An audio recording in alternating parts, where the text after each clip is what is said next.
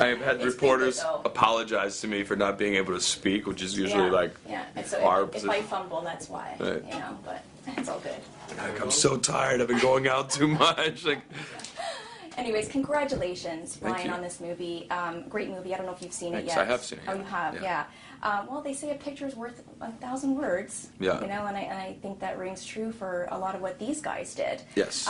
Very emotional story. I think one of the things that, you know, comes out in it is the moral dilemma. Mm-hmm. You know, what appealed to you, you know, about this part? Well, the movie in general was interesting to me because of the place in the world it happened. South Africa is, without a doubt, one of the most dramatic and complex places on the planet. Just the country's history, the change that it's even still going through is really fascinating to me. And read the script and I loved it. I thought there was great potential there. I love the fact that these guys are like adrenaline junkies. Yeah. You know, they're only photographers, but they really do have the mindset of like a fighter pilot. They just no fear, and they're very much thrill seekers, and so that appealed to me. And then after reading the book and getting to know Steven Silver, who directed it, yeah, I was just really fascinated. And it's such a personal story to him because he is dually Canadian and South African, but he lived in South Africa during the time this film took place, and he worked on behalf of Nelson Mandela and the ANC movement back then. So when you work with a filmmaker who's that invested personally, that's always special. Could you ever imagine yourself doing this job? You know, I mean, to an extent, I am fearless, and when I've played soldiers in the past and I've had to do training, that sort of thing, I feel like I'm of that mentality that I could handle those situations. What would be difficult for me is not getting involved. To be direct witness to such extreme violence and mistreatment, and I don't know how you, you know, fear aside, I don't know how you'd keep yourself from trying to stop it, which Greg does make an attempt to in the film. He did in real life, and I've seen the video footage of that actual event, and it's one of the bravest things I've ever seen a single person do. I think you'd have to maybe be numb to it, wouldn't you say? Over time, and that's also something that is part of my character's trajectory in the movie, and it is something that, in truth, happened to the two guys who are still alive from the Bang Bang Club, Greg and Joao. They definitely, and I think that's why Greg, who I play, quit being a combat photographer, I think, because he was getting too callous. You know, he was not as affected as he was in the beginning. You could see that in the movie, though, that progression where he struggled with it for a bit, and then progressively, you know, what became fearless, as you said, and even just shooting some of those scenes. I mean, that must have been a bit grueling at times.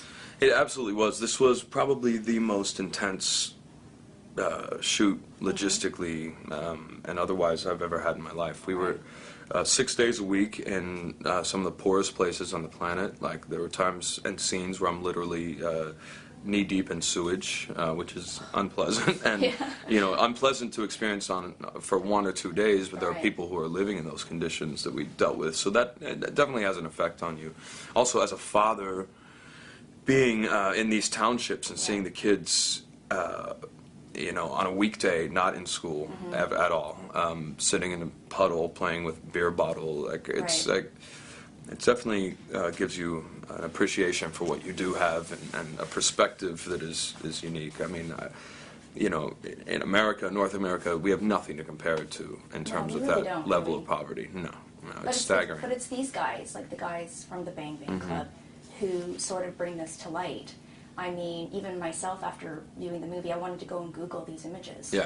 You know, to see it again. Yeah, and they're powerful. I mean, and 2 of them won Pulitzers, which is a, you know, international massive award, and brings so much attention to whatever that subject happens to be in the photograph. And you know, it's even South Africans, white South Africans who were living there in the early 90s didn't know what was going on in these townships, and certainly the rest of the world didn't. And until these images started to make their way out around the world and into magazines, people were kind of ignorant to what the actual circumstance was. And I was so amazed how little I learned in high school about apartheid and about South Africa in comparison to what I learned through the research in this movie. And I think there's something interesting about that. You know, the movie is not a history lesson, Right. but there are things that you pick up and you learn from it that I think you'll be surprised you didn't know. It's an experience, Yeah. definitely. And you were lucky to have Greg. You know, Greg's still around. very It's much. just the two of them that are still left out of Mm-hmm. the four, unfortunately. You know, how good was he with you in working on this movie, and did it affect him at all to sort of relive this? It did, yeah, You know? yeah. There were definitely moments on set where he was overcome emotionally just because of the situations. They lost a lot of friends. They made friends with a lot of the blacks in the townships who got killed. So there was not only was it two of their closest friends who died during this period of time, but a lot of just people that they had come in, acquaintances and people that they had struck up friendships with, that they would get tips from about where something was going down. And the other thing is, in these places that we shot in all the actual locations, they've changed very little in 15 years. They look almost identical to the photographs and the research that I was doing. I mean, it's really staggering. And You so don't have to build any sets. no, but the other thing is the people who lived there, it was all still so fresh for them, and they saw these actual events take place. It brought up a lot of memories for a lot of people. Yeah, I was wondering about that. Even just, I was speaking to Mullen as well, and just being there, Yeah. and people sort of who've lived through it or who know about it, caught on to you guys filming about it. Yeah. If that posed any challenges, or It certainly did. It also became a threat at certain points. There was a day an armed militia came out to the set and tried to shut us down. Like, Wow. this was as far away from Hollywood movie making as you can get. It was the real thing. Do you feel a bit of a sense of responsibility playing, a real life guy? You do, To yeah, Greg? yeah. I mean, it's a huge asset as an actor. A lot of your work is done for you when you get to meet and spend time with the person. Right. And I would go every weekend and have lunch with him and his family, and I could ask him every question the night before a scene, whatever it was. But yeah, you do feel an added responsibility, and the fact that he was there and so many of the real people associated with the story were on set, it does take on a special level of importance, and So you tend to care about it. You're a little more careful, I think. You guys used some old school cameras in this. Well, we did, yeah. That's all that existed. People Yeah. forget, now with a memory card you can shoot thousands of photographs. Yeah. These guys had to take time and consider each and every frame, because they only went out with a certain amount of film, and there were only a certain amount of exposures per roll, and to change film in the midst of a battle is a whole other, You don't have much time. No. And even just the whole photo process back then was Yeah. so different. They had their photo editor, Robin, Yeah. and Yeah.